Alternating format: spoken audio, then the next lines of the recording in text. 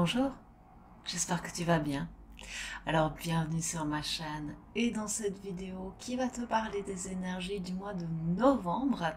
Et comme tu peux le constater, eh bien je suis enfin dans mon nouveau chez moi, avec un nouveau décor évidemment, avec voilà, de nouvelles perspectives.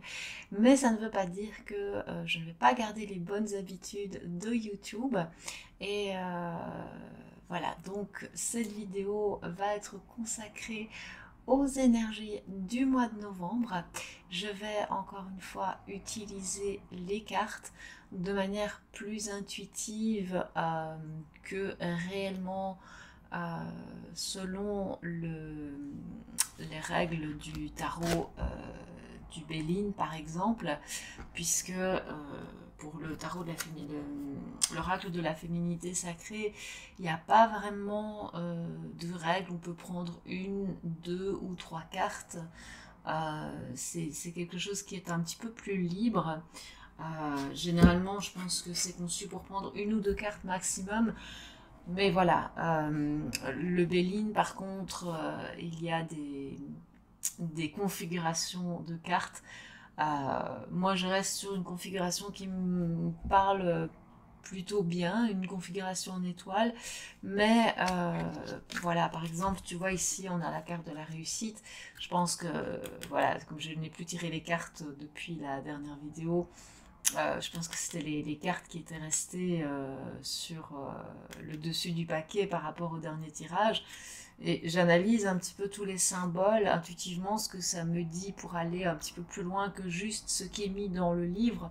Parce que, bien sûr, il y a ce que le créateur du jeu a voulu dire, et puis il y a tout le ressenti que l'on peut avoir par rapport à une carte.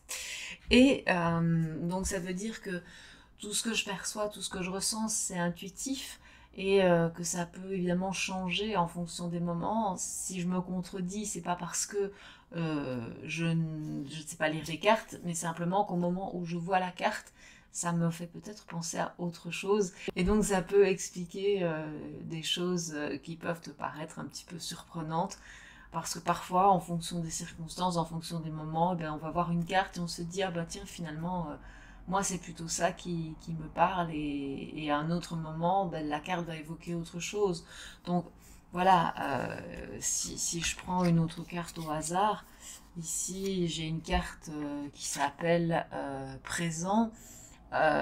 J'ai une main qui sort des nuages, une couronne, un sceptre, le symbole du soleil, une sorte d'étoile ou de toison d'or. Donc moi j'aurais envie de dire que là c'est la main de l'univers qui offre, qui répond à nos demandes. Mais voilà, c'est ce que je ressens là maintenant en voyant cette carte, mais peut-être que si je la regarde demain, que je vais pas ressentir la même chose.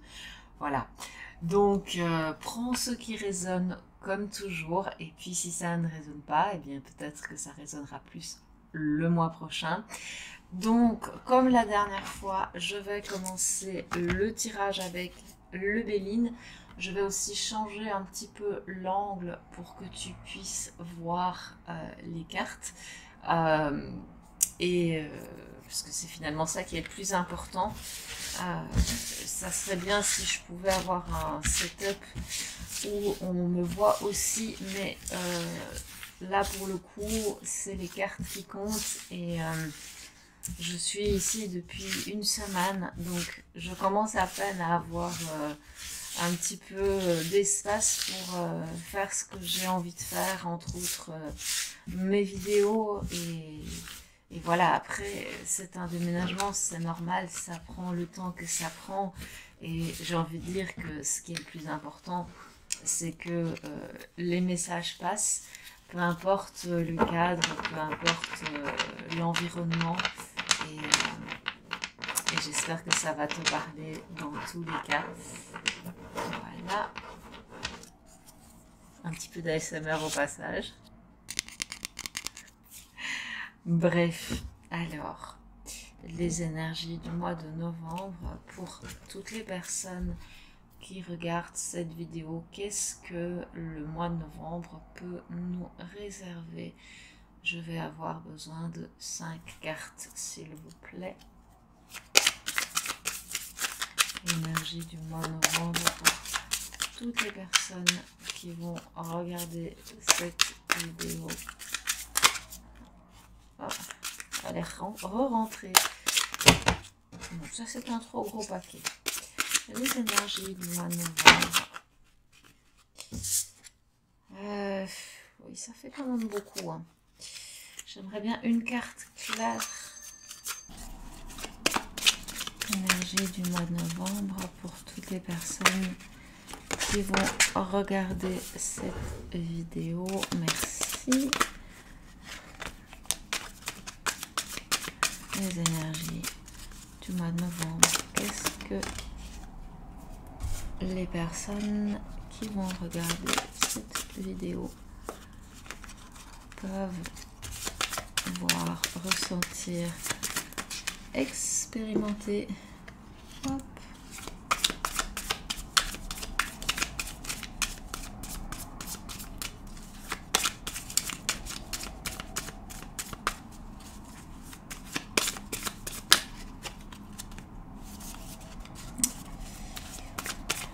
Allez, encore 2 cartes s'il vous plaît, mais une à la fois.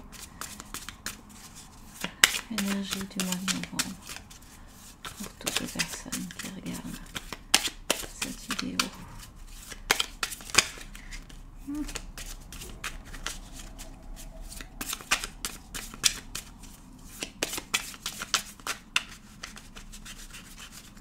Non. Ok. Ah, voilà une. Il m'en faudrait encore une dernière là pour l'instant.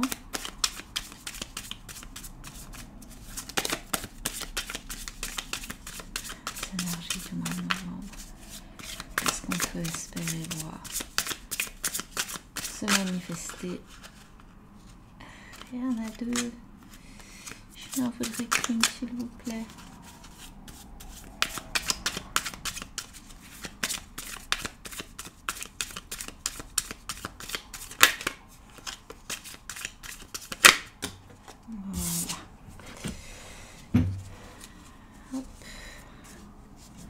Alors, la première carte, c'est la carte des honneurs, apparemment. Voilà, je te la montre. Alors, je vais remonter un petit peu mon jeu parce que j'en envoie 2, 3. Je pense qu'il faut que j'adapte un tout petit peu mon setup pour que tu vois. Donc là, on a la carte des honneurs. Alors, je vais maintenant prendre un petit peu le temps d'observer cette carte. Donc, si tu as besoin de la regarder toi un peu plus longuement, tu appuies sur pause, bien entendu. Alors, on a un sceptre qui croise un bâton avec une main dont l'index pointe vers le haut.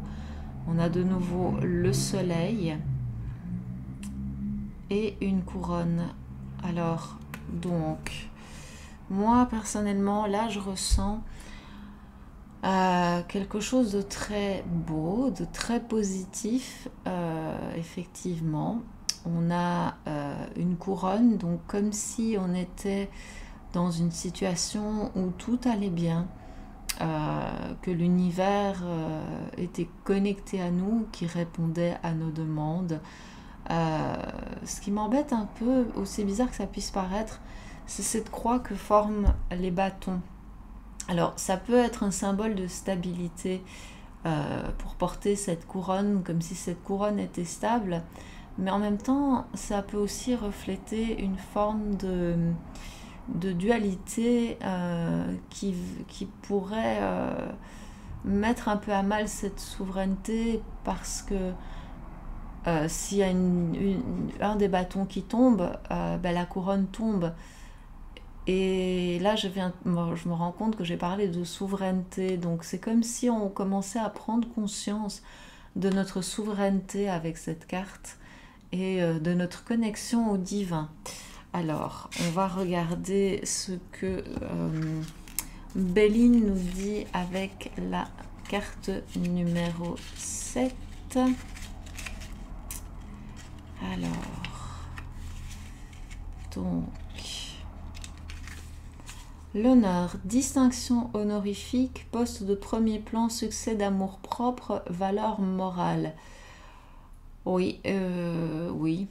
Donc de toute façon, on est sur quelque chose qui est plutôt positif, une forme de souveraineté, mais pour moi une souveraineté qui n'est pas quand même si assise que ça, parce que elle est là, mais elle est pas, elle est peut-être pas si sûre. Donc cette carte, c'est la situation actuelle. Maintenant, ce qui s'oppose à la souveraineté, d'après le Béline, ça me fait pas plaisir. Ça me fait pas plaisir du tout. Alors bon, c'est pas parce qu'il est mis maladie, mais quand même, oui. Là, je crois que le message, il est quand même assez clair. La maladie nous empêche d'être souverains, d'être pleinement en accord avec notre souveraineté. Et ce qui est un peu embêtant, c'est que je t'avais dit que j'avais l'impression qu'il y avait une instabilité au niveau de la souveraineté à cause des bâtons, parce que la manière dont la couronne est placée au-dessus, bah, s'il y a un bâton qui tombe, la souveraineté tombe aussi. Donc ça m'embête un petit peu. Et là, on a par contre un phénix, ou en tout cas un oiseau bleu, qui vient écraser un reptile. Alors, est-ce que ce serait l'oiseau qui vient vaincre le reptile et donc la maladie? On peut faire un parallèle, puisque voilà, est-ce qu'il y aurait quelque chose qui viendrait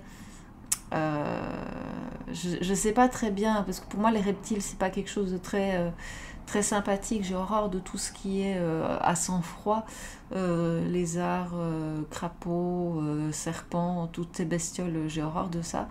Alors que l'oiseau bleu, par contre, j'ai l'image d'un beau phénix qui renaît de ses cendres et qui est plutôt un symbole positif. Et on a le symbole de la lune ici en haut, donc une énergie plus yin, comme si il y avait quelque chose qui n'était pas encore dévoilé, qui pouvait peut-être mettre à mal quelque chose qu'on n'a pas tellement envie de voir, entre autres la maladie, puisque voilà, moi mon ressenti par rapport à la bestiole que je vois là en dessous des serres du phénix, c'est vraiment de la répulsion. Donc, comme on n'aime pas la maladie en général, j'aurais envie de dire que y a peut-être quelque chose dans l'ombre qui va venir terrasser cette maladie. Voilà.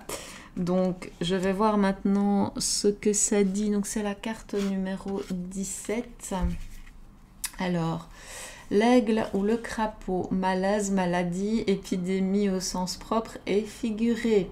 Par extension, le médecin et le remède. Donc là, j'étais quand même plutôt en accord avec ce que la carte voulait bien nous proposer, c'est-à-dire que y a peut-être un remède, ou en tout cas une solution qui arrive. Ça serait quand même vachement bien. Et là, je me rends compte que pour toi, les cartes sont inversées parce que je les avais mis pour moi, donc avec la force au-dessus, mais donc pour toi je dois les mettre comme ceci pour que ça ait du sens, parce que sinon ça n'en aura pas. Donc est-ce que notre souveraineté va être mise à mal par la maladie, mais que quelque chose d'extérieur, de positif et qui est encore inconnu va quand même permettre de prendre le dessus et du coup de conserver cette souveraineté?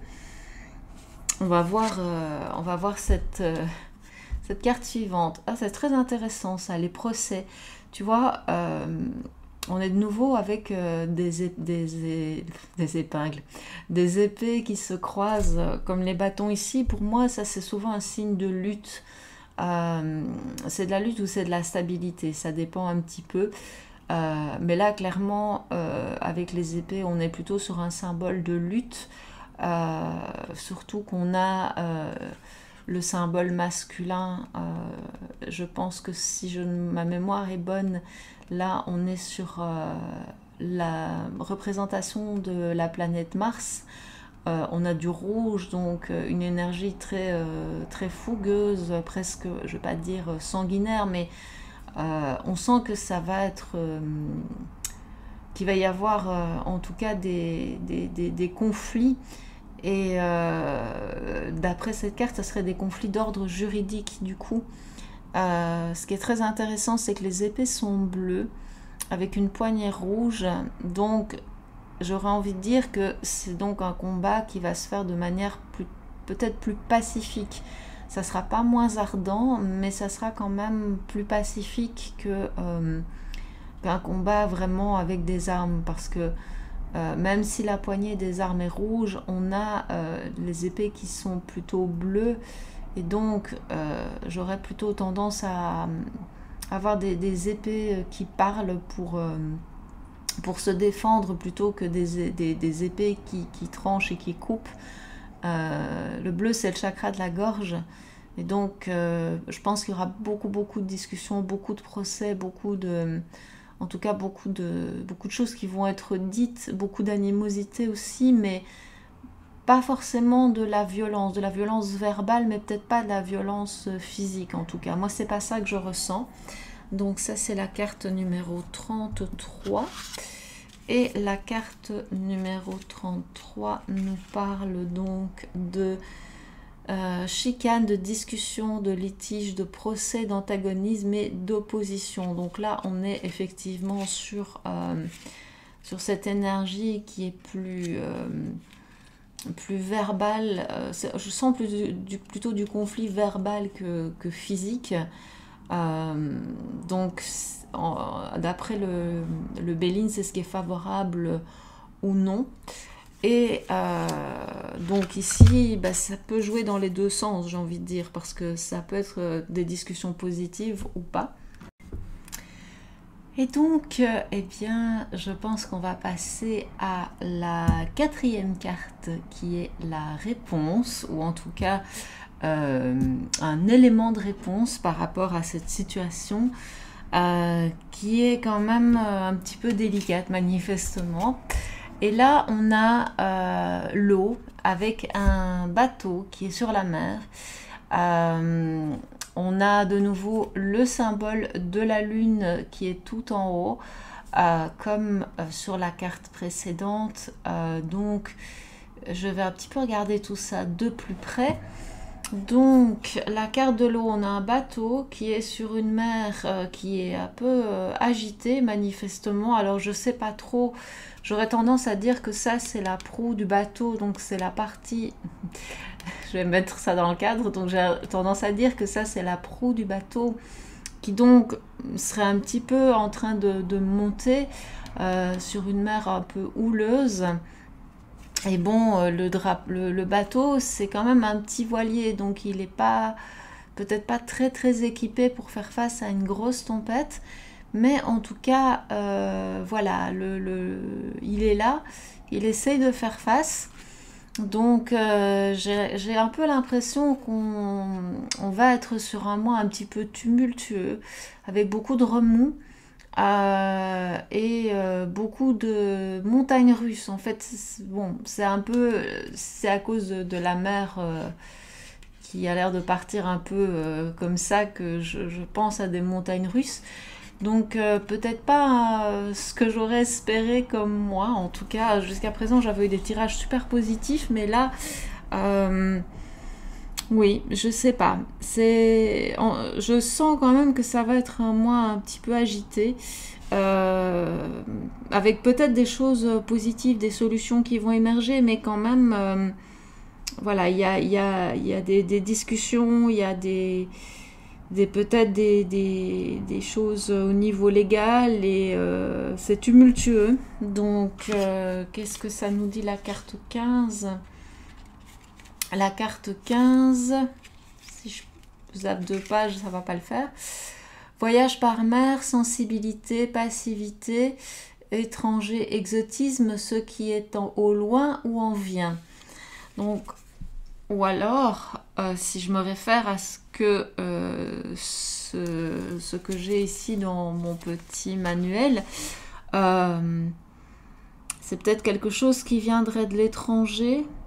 qui viendrait peut-être un petit peu perturber, ou en tout cas quelque chose, oui, je sais pas, c'est un peu particulier, ou alors peut-être que la solution vient de l'étranger pour ça, puisqu'on est sur la même énergie lunaire, donc est-ce qu'il y a quelque chose qui arrive de l'étranger pour aider cette solution? On va voir. Et la dernière carte, c'est la carte de la famille. Alors, c'est une petite poule avec ses poussins ici. Très amusante cette carte, d'avoir cette carte de la famille, mais je vais l'analyser un tout petit peu plus en détail. Donc, on a un oiseau, je vais dire, avec ses 5 poussins. Et le symbole, j'avoue que celui-là, je ne sais pas ce qu'il représente. Il faudra que j'aille chercher dans mon petit pense-bête. Je mettrai dans la barre de description le symbole de cette carte. On n'empêche que ça pourrait m'aider pour décrypter le message. Mais j'ai plutôt l'impression, de manière générale, qu'on va sur quelque chose, sur un regroupement, sur un retour sur quelque chose qui est essentiel. Parce que bon, la famille, c'est quand même, c'est le socle de base, c'est ce qui est le plus important. Donc, j'ai envie de dire que voilà, tous ces événements, cette souveraineté qui est là, qui est peut-être retrouvée ou qu'on cherche à retrouver, qui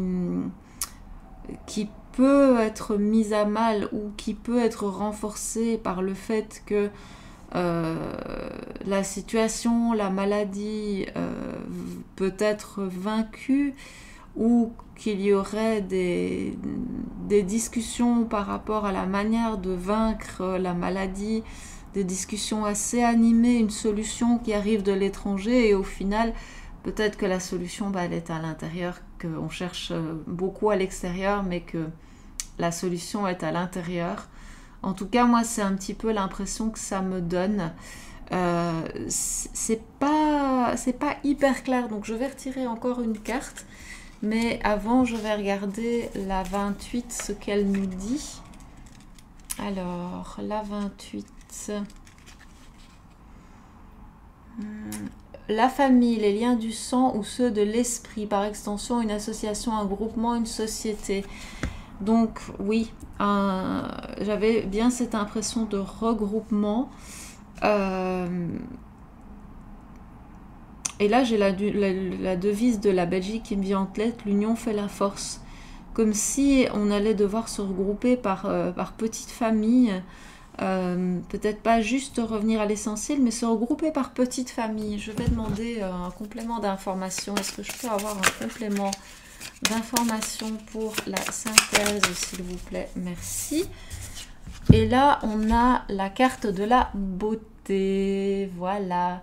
Ben là, on va analyser cette carte un tout petit peu plus en détail. J'ai l'impression que ça, c'est le symbole du Verseau. Si ma mémoire est bonne, ça c'est le symbole du Verseau.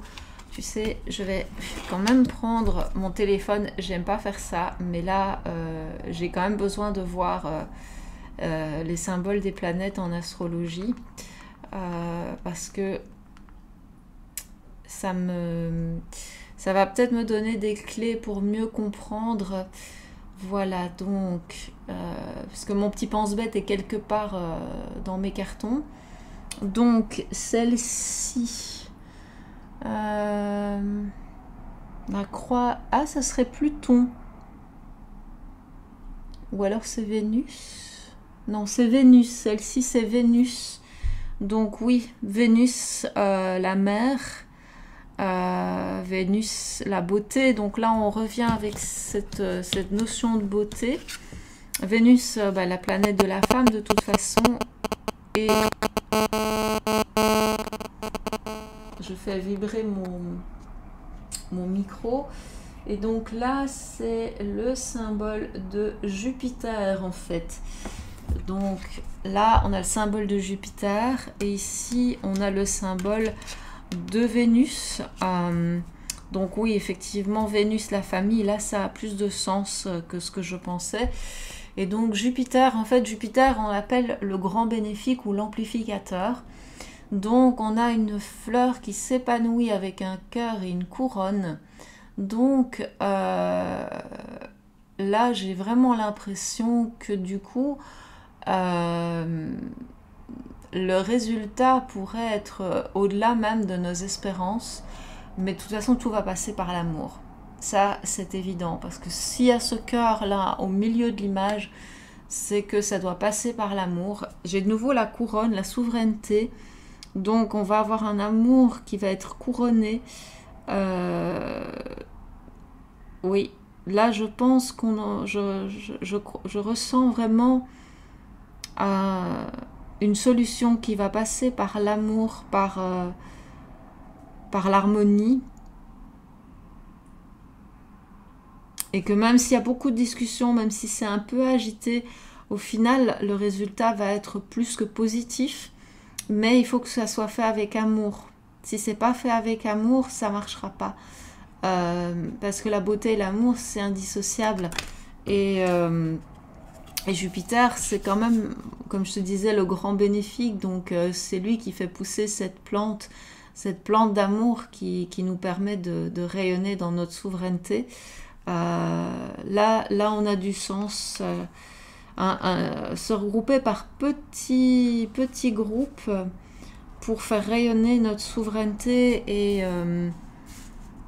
et laisser éclore la beauté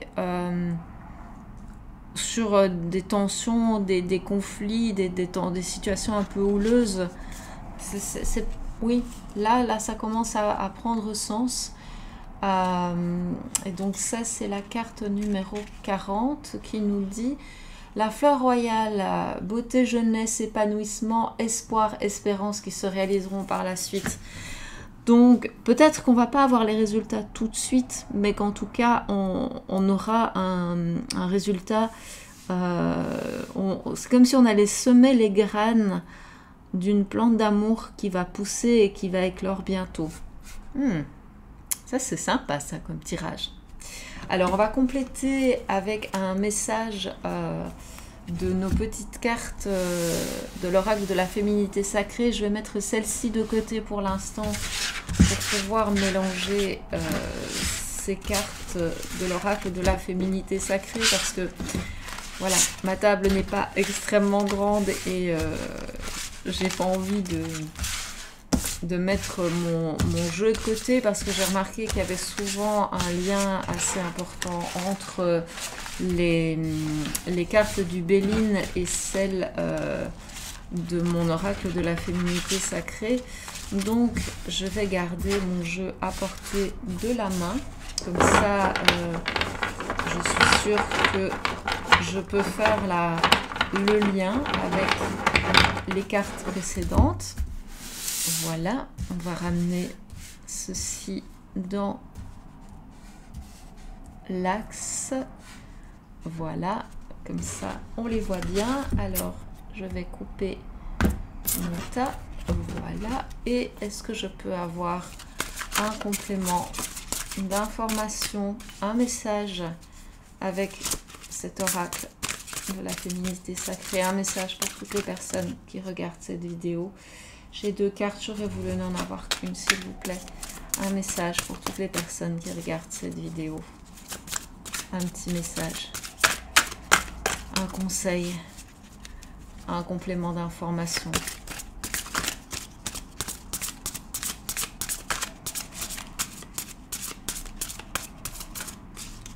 Est-ce que je peux avoir un conseil, un complément d'information, un petit message?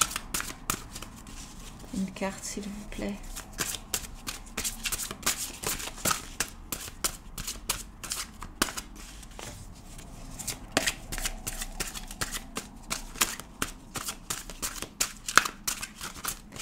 Bon, les cartes sont...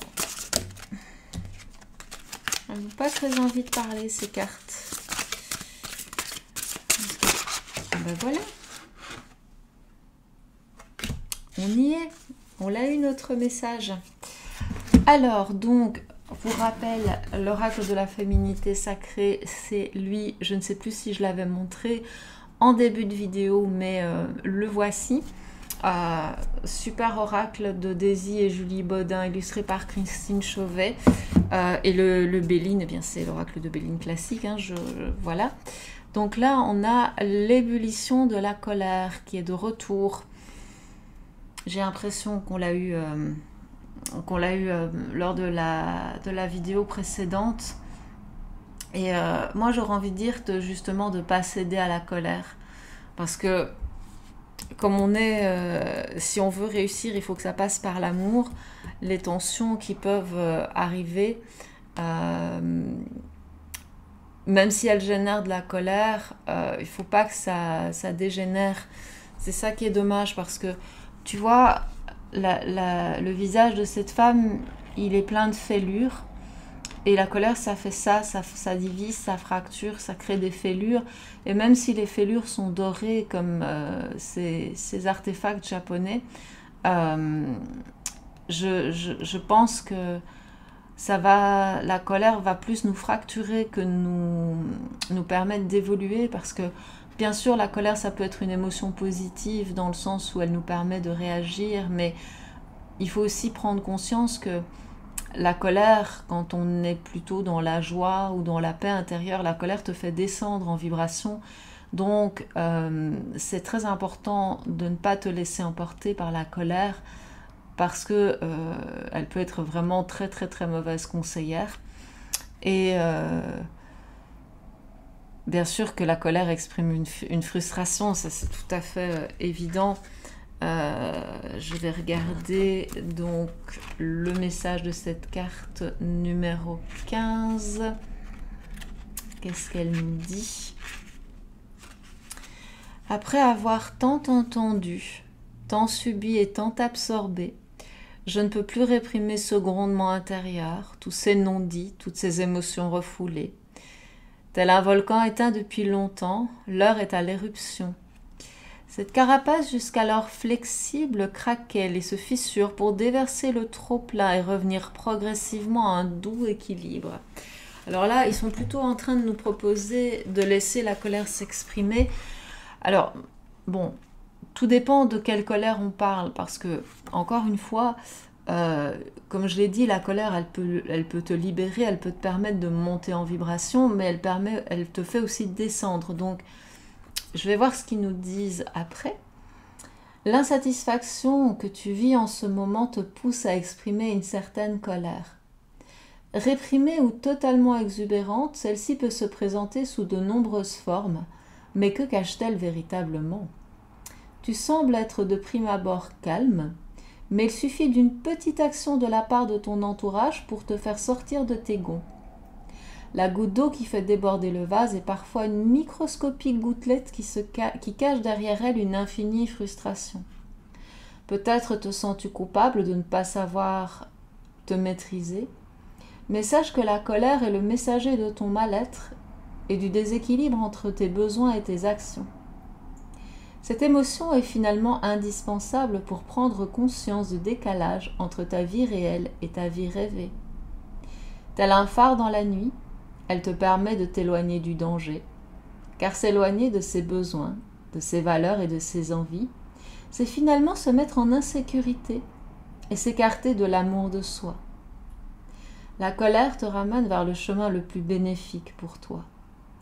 Certes, elle peut également t'amener à dire des choses que tu ne penses pas totalement, ou à t'emporter avec une réaction disproportionnée, mais sache qu'il y a toujours une part de vérité. Afin de limiter les pics de colère, écoute les prémices de ton agacement qui peuvent s'installer dans ton quotidien et prends ton courage à deux mains pour communiquer avec les autres afin de leur exprimer tes sentiments et besoins.